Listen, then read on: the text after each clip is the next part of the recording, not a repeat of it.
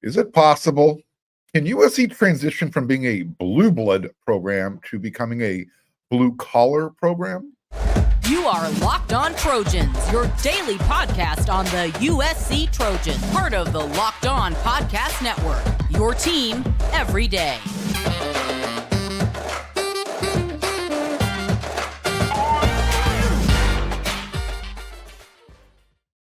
Hey, fight on, everyone. I'm your host, Mark Hulkin, and thank you for making Locked On USC your first listen of the day. Whether you're watching this show on YouTube or wherever you're going to download your podcast, just remember this show is free, and always remember how much I appreciate your support. You can show your appreciation if you're watching on YouTube. Become a subscriber. It's quick, it's easy, it's free. Click the red subscribe button. Thumbs up, smash it, make it go down. It's really important to the show, and don't forget to click that bell notification button. Today's episode is sponsored by LinkedIn. These days, every new potential hire can feel like a high-stakes wager for your small business. That's why LinkedIn Jobs helps you find the right people for your team faster and for free. Post your job for free at linkedin.com/LockedOnCollege. Terms and conditions will apply. All right, who saw the movie Trading Places? Eddie Murphy, Dan Aykroyd, great movie. If you haven't seen it, look it up, get it. It's hysterical. Catchphrase from the movie: looking good, Billy Ray. Feeling good, Lewis. Premise of the movie: rich guy and a poor guy, they trade places, and it's on a $1 bet by two old blue bloods who literally had more money than they knew what to do with. But they were bored one day and said, let's bet a buck. And the whole thing was, you can take a rich guy out of his element, strip him of everything he knows, all of his money, all of his assets, yada, yada, yada. And that person's going to end up desolate, drunk, on the streets, begging for a handout. The poor guy, he learned the system. He became rich, and he used his street smarts. So, funny movie. Got to go check it out. It's a loose analogy, but can USC go from being that blue blood, that rich, traditional, affluent power that has money, but can they transition? Can they become more of a blue-collar attitude, a more blue-collar mentality? Can Lincoln Riley lead this team from, flashy and glitzy LA on offense? And can he transition into that more of a blue-collar, bring your lunch pail to work type of attitude? Or is he already a blue-collar guy? I actually started to touch on this subject on yesterday's episode of Locked on USC. My everydayers might say, well, Mark, you mentioned this yesterday. You're right. Stick around. You'll understand where I'm going with this. It's almost like I can see into the future. Antonlynn is USC's new defensive coordinator. Well, if you remember on yesterday's episode of Locked on USC, I told you about USC's newest assistant head coach on defense, linebacker coach Matt Entz. Look, there was one, if you wanted to find one drawback with the hiring of Antonlynn, it's that he's only been a defensive coordinator at the college level for 1 year. Well, all right. He knows the NFL, and he kind of coached UCLA like he was running an NFL program. And if Antonlynn can make UCLA go from baby blue to looking like a blue-collar, workman-like team on defense, then I think USC can do that too. Matt Entz, your new linebacker coach at USC, he's been doing this coaching defense, being a coach at the college level for much longer than Antonlynn. And I think the two of them together, it's going to be a perfect match. There's also a connection between the two. One of Lynn's mentors that he spoke about when he took the USC job, he mentioned the name Gus Bradley, defensive coordinator Gus Bradley. Lynn was a defensive assistant with the LA Chargers back in 2017 when Bradley was their defensive coordinator. Stick around. Bradley now serves as the defensive coordinator for the Indianapolis Colts, but he was also at North Dakota State. He was their defensive coordinator from 1996 to 2005. Lynn also coached Kyle Emanuel with the LA Chargers. Emmanuel played for Ince during the 2014 season at North Dakota State. So there's your 6 degrees of separation, 6 degrees of Kevin Bacon, whatever you want to call it. On Monday, if you're watching this episode of Locked On USC first thing Tuesday, that would be yesterday, Coach Ince explained his decision during a press conference why he's stepping over or taking the job at USC. Quote, been here for 10 years. This place has been unbelievable to Team Ince. The number of friends and colleagues that I have, really good friends that I have here in Fargo, with our administration, within our coaching staff, in the community is second to none. So this will always be a home away from home. And said the opportunity to coach at USC was just one he could not pass up. And this coach, this former head coach, he did his homework and his research as well. He said that he checked with some of his mutual friends of himself and Coach Riley. This is what he found out. Quote, they speak very highly of him. He's a West Texas native, kind of blue collar. That was one of the things that I wanted to associate myself with. People that are like-minded, like myself, end quote. Okay. I could have swore I said blue collar attitude at USC is necessary. My everydayers heard it on the show. So they also remember me talking about Coach Ince's recruiting chops and his familiarity with the Midwest. So while Coach Ince has not recruited or coached at the FBS level, USC's level, he is familiar with that part of the country, the Midwest. And that experience is probably what was part of the enticement for Coach Riley bringing him on board. During his press conference, Coach Ince said, I anticipate there's probably some correlation with them wanting to have the footprints in the Midwest now. What does that look like moving forward and recruiting? What does it look like moving forward with just the conferences have realigned to this date? So I'm sure that helps, having a footprint. My footprint is in the Midwest, and having recruited the majority, really the bigger scope of it, hopefully that'll be an asset to them. One of the first characteristics I noticed that jumped out when he was talking is his confidence and his humility. Think about that. And I said this on yesterday's episode as well. The guy is literally humbling himself. I think from an optics point of view, he said, I'm betting on myself a little bit. I have head coaching experience, and that's not something that anyone can take away from me at this time. But to be transparent, I've had some people telling me, well, you don't have FBS recruiting experience. You haven't really dove into the name, image, likeness. And so those have kind of been marks against me, if you will. And so I saw this as an opportunity. One, continue to further and broaden my circle of people. Still going to have some relevance here in the Midwest, which was comforting because our footprint is now in the Big Ten. And hopefully this will lead to some other opportunities down there. Would I like to be a head coach again? Of course I would. That screams he is a big picture guy. You like that he's literally coming to USC trying to, look at it this way. He's looking to get his master's in football or a graduate degree. A graduate degree in coaching, taking that next step for him so he can get a better job in the future. Well, who knows?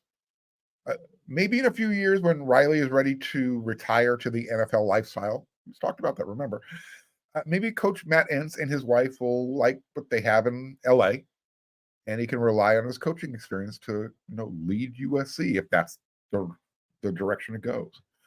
I'm just saying, it seems like all the stars are kind of lining up, and the more you dive into this, you peel back the layers and you hear everybody talk, it does kind of sound like Lincoln Riley is focused on being defense first in 2024.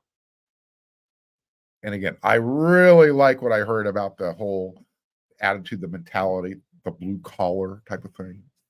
So I talked about it on yesterday's episode. You now have Coach Ince saying, hey, you know what?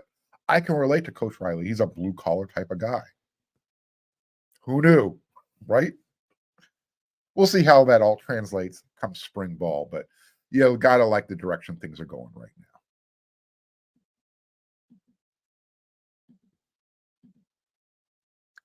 When you're hiring for your small business, you want to have as many top tier candidates as possible to interview. That's why you have to check out LinkedIn Jobs. LinkedIn Jobs has the tools to help you find the right professionals for your team faster, and they do it for free. LinkedIn isn't just another job board. LinkedIn has a vast network of more than 1 billion professionals, which makes it the best place to hire. Hiring is easy when you have that many qualified candidates. So it's easy, in fact, it's so easy, in fact, that 86% of small businesses get a qualified candidate within 24 hours. LinkedIn knows that small businesses are wearing a lot of hats and that you might not have a whole lot of time or resources to hire. Thankfully, with LinkedIn, the process is intuitive, quick, and easy. They even just launched a feature that helps you write job descriptions, and that's going to make that process even easier and much quicker. Post your job for free at linkedin.com/LockedOnCollege. That's linkedin.com/LockedOnCollege to post your job for free. Terms and conditions will apply. You know, this show, you get a lot of in-depth analysis and hot takes, right? Well, let me give you my hottest take of the day. The best lineup in LA right now is the lineup of auto loans at Logix. They start off at the top with one of my favorites, the proven and dependable new and used vehicle loans. You can count on these guys to get you low rates and save you big time bucks. Next up, they've got an exciting new rookie sensation in their electric vehicle loans with super low rates and flexible payment terms. Rounding out their lineup, they've got their auto refinancing loans and lease buyout loans.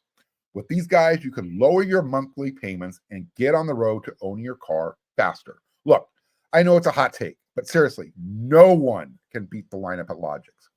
Visit your local Logix branch right here in LA and the surrounding area and let one of their amazing team members help you, or just apply online in minutes at logixbanking.com. That's LOGIX banking.com.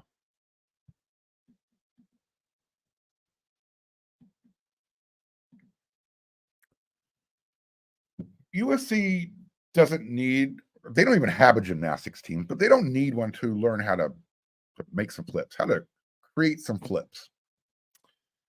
It's kind of amazing when you think about it. Southern California, UCLA across town, they've got one of the best gymnastics programs in the country. USC, they don't field a team. Anyway, I digress. Nate Clifton, mentioned him on yesterday's episode, is a transfer commitment.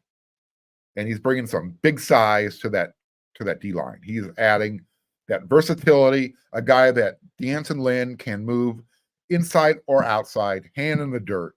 That's the type of guy you're looking for. 6'5", 280, 290 pounds. Well, with less than 2 weeks to go before the early signing period, we're getting close. USC football, their staff, right now, they're doing their very, very, very, very, very, very best, overemphasizing for a reason, to help some guys kind of flip their commitment, do some somersaults, flip the college football recruiting world on its head. I mentioned GD Abasiri's name a couple of times. Well, good news. The 6'6", 270-pound, 4-star defensive lineman just decommitted from the University of Minnesota. Oh, and by the way, he just got back from taking his visit to USC over the weekend. So if you need help connecting the dots, let me know. This one's so easy, even a caveman can figure it out, right? He tweeted out, after a long talk and consideration with my family, I have decided to decommit from the University of Minnesota. Thank you to all the coaches at Minnesota for helping and believing in me. I don't know when it's going to happen, but that young man is going to end up being a USC Trojan come signing day. I'm also hearing that Matt Entz, he's probably not going to be the last change on USC's defensive staff. Now, we heard Colin Cowherd, last week, 2 weeks ago, mention that USC's looking for a really big-time D-line coach who can recruit as well. It's going to cost him an arm and a leg. Haven't heard anything on that end yet. Actually been kind of radio silence. What does that mean? I don't know. What I have, like I said, I haven't heard anything. However, I think Sean Nua's co-defensive coordinator, at least for the Holiday Bowl, Brian Odom, he is coaching his last game as a member of the Trojan staff.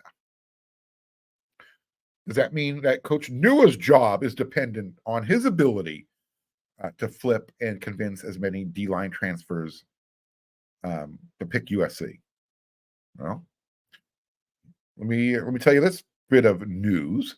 Next weekend, this coming weekend coming up, Coach Nua has a couple of big-time guys coming in for visits. Number one is Texas defensive lineman Carlon Jones. That he's a member of the 2024 recruiting class. Right now, if you're looking at the recruiting prediction machine over there on On3, Ohio State seems to be the favorite right now. However, those guys, that program, I don't want to say they're in disarray, but there's a lot of guys on that roster that are hitting the transfer portal, both sides of the ball, including defense. Again, whether they're going through some coaching changes on their own, I don't know what's happening, but I would keep an eye on Carlon Jones. He comes to USC for a visit. He likes a visit. He might like what he hears. I also mentioned the name. He's a defensive lineman. He's a transfer from the University of Pittsburgh, DeAndre Jules. He's also coming this weekend to be hanging. He'll be hanging out with Coach Nua, Carlon Jones, Antonlynn, as well as some others. Hopefully, Coach Riley will be around. So USC is working feverishly behind the scenes, right up to the December 20th, which is the first day of the 4-day or 5-day early signing period, December 20th through the 24th. Who is on your flip and or transfer portal wish list? Who would you like USC to get after hard right now? So far, at linebacker, we know that Elijah Newby and Desmond Stevens are your linebacker commits. So, do you want to flip somebody before they get to their destination? The obvious answer is everyone wants Kingston Viliamu Asa to flip back to USC. Is Matt Entz the guy to do that? Can he convince Kingston? No. Maybe the combination of him and Lynn together? I don't know. We got time. I'm not trying to get anybody's hopes up, just saying that's the obvious answer. Keep an eye on this name. He also just took an official visit to USC. He's an outside linebacker. His name is Lorenzo Cowan. He's from the state of Georgia. Right now, he is currently committed to Kentucky. Roy Manning has been one of the more successful recruiting coaches on staff since he arrived with Lincoln Riley. Last year, he brought in Braylon Shelby, as well as David Peavy, who was partially responsible for both of those guys. This year, I mentioned the names already, Elijah Newby.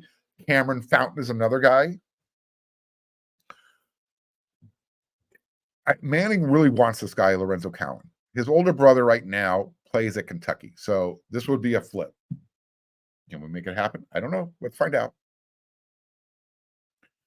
UCLA, Kamari Ramsey. He is in the transfer portal. I feel really good saying he's going to follow Antonlynn over to USC. Is that considered a flip?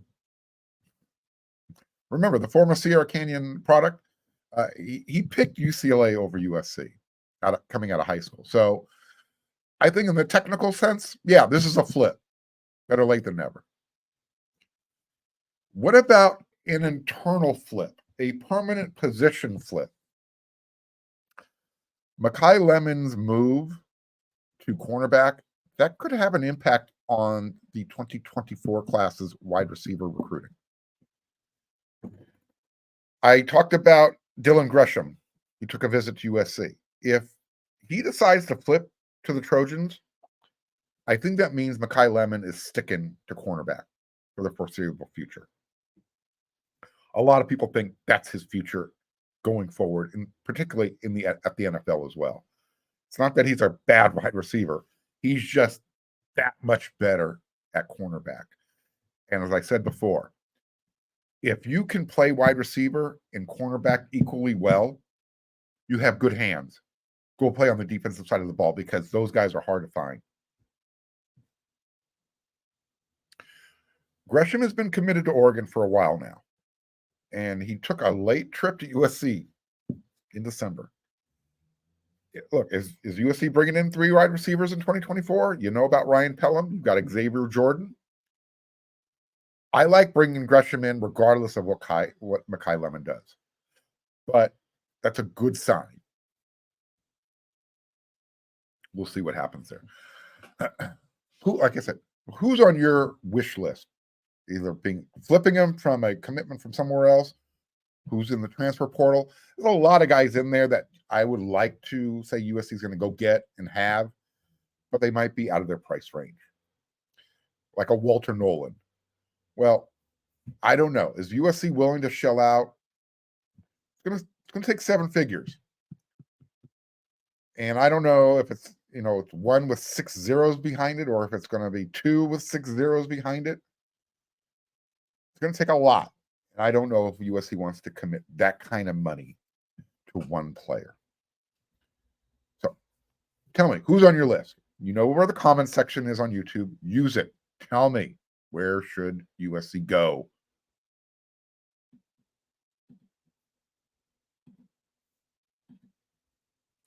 Score early this NFL season with FanDuel, America's #1 sportsbook. Right now, new customers, you're going to get $150 in bonus bets with any winning $5 moneyline bet.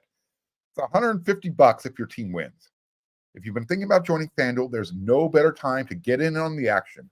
The app is super easy to use, and they've got a wide range of betting options, including the point spreads, the player prop bets. You got the over-unders, and they got a whole lot more than just that. So visit FanDuel.com/locked-on and kick off the NFL season. FanDuel, an official partner of the NFL.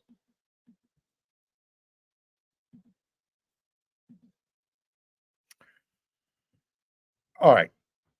Miller Moss, he's going to get his chance to impress Lincoln Riley and the Trojan fan base, his teammates when he gets the start in the Holiday Bowl. But how much time is he going to be playing with this year's, the 2023 starting offensive line? As you can see on the rundown, this segment, we're going to talk about the 2023 O-line class. They're going to play a lot in this Holiday Bowl. So you've got Jonah Monheim, left tackle, Emmanuel Prignon, left guard, Justin Dedich, center, Jarrett Kingston, Mason Murphy. Or you can flip those two, Mason Murphy at right guard, Kingston at right tackle. Or, will Miller be auditioning behind next year's offensive line? Because the 2023 O-line class, they're going to be, like I said, they're going to play a lot in this bowl game. Coach Riley mentioned it. He talked about the 2023 guys and their size and how well they've come along from the spring till now. The way he was talking about them in Monday's Zoom call, you got the feeling these guys are going to be playing a lot in the bowl game. So, knowing that, or kind of assuming that, it wasn't just Lincoln Riley who's talked about these young mountain of men that are freshmen right now, the offensive linemen from the 2023 class. Miller actually mentioned a couple of them the other day after practice. He specifically brought up Elijah Page and Alani Noah's name. Usually, when players do that following practice, it's because the players they're bringing up, they're getting a lot of repetitions during said practice. So take it for what it's worth.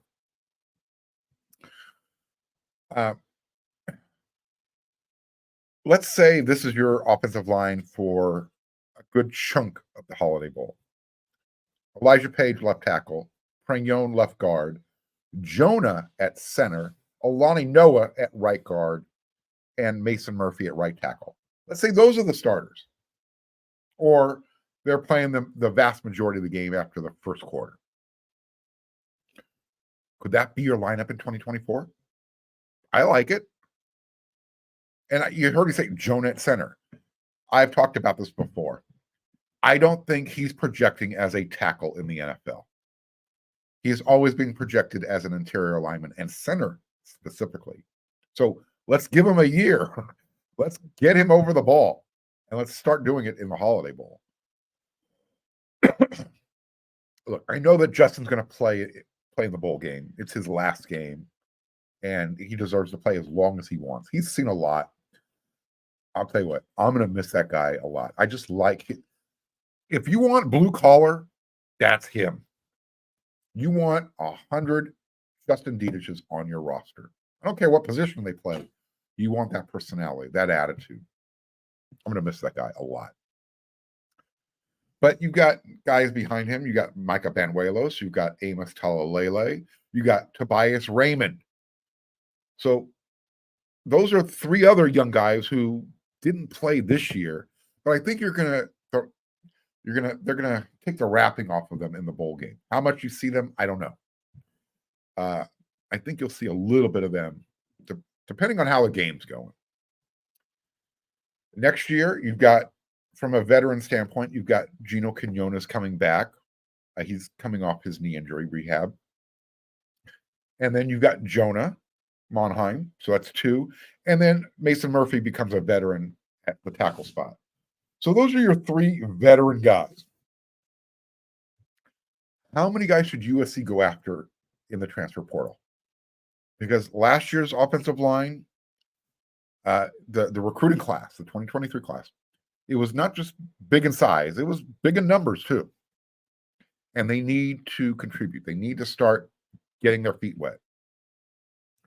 So if you're going to dip back into the transfer portal, are you going to stunt the growth of these offensive linemen, especially if you don't hit 100%? Riley dipped into the portal 3 times on the offensive line heading into the 2023 season.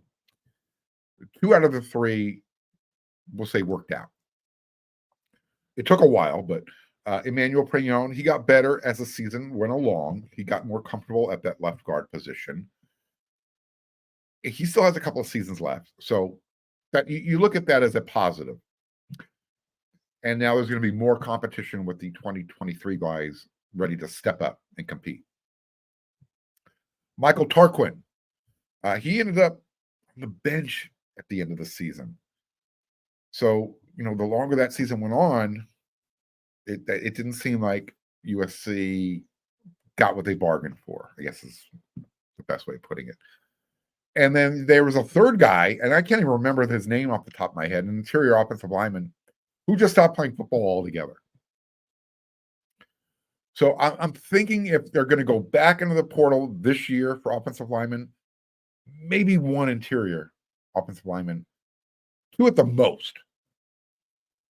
And again, you cannot miss, because with so much youth, and you got a few vets now, and I mentioned, Quinones, he's rehabbing. If you do bring them in, they can't be at USC just to collect name, image, likeness checks or to get more exposure, because you'll be wasting those younger guys, their development. If USC wants to get away from the transfer portal at a certain point, you just got to dive in. You got to take the kids out of the kiddie pool, throw them into the deep end of the pool. Say, get it done. Swim or sink. So there wasn't a whole lot to be positive about or to take away from 2023. But I think if you are going to take something away positively, go to that recruiting class, 2020, that offensive line class that they brought in. Because that class, their development, I think that's something to feel good about. You're hearing the players talk about it. You're hearing the coaching staff talk about them. They're supposed to, but I think when you look at the size of the guys compared to what USC was using, that's a good sign moving forward. And I think you can say the same thing on the defensive side as well. Remember, they brought in Braylon Shelby, DJ Peavy, Sam Green. Now it's up to those guys to, take the baton and be ready to rock and roll in 2024, because we're almost there. I mean, this year is almost over. We've got the bowl game, and then you've got recruiting season, spring camp, and we're right back into it. So I'm going to be right back into another episode of Locked on USC tomorrow. This is what we do 5 times a week. When you're done making Locked on USC your first listen every day, I need you to head on over to wearesc.com. Check it out. There is just a ton of content, and I think you'll really enjoy it. So until then, everyone, you know what to do.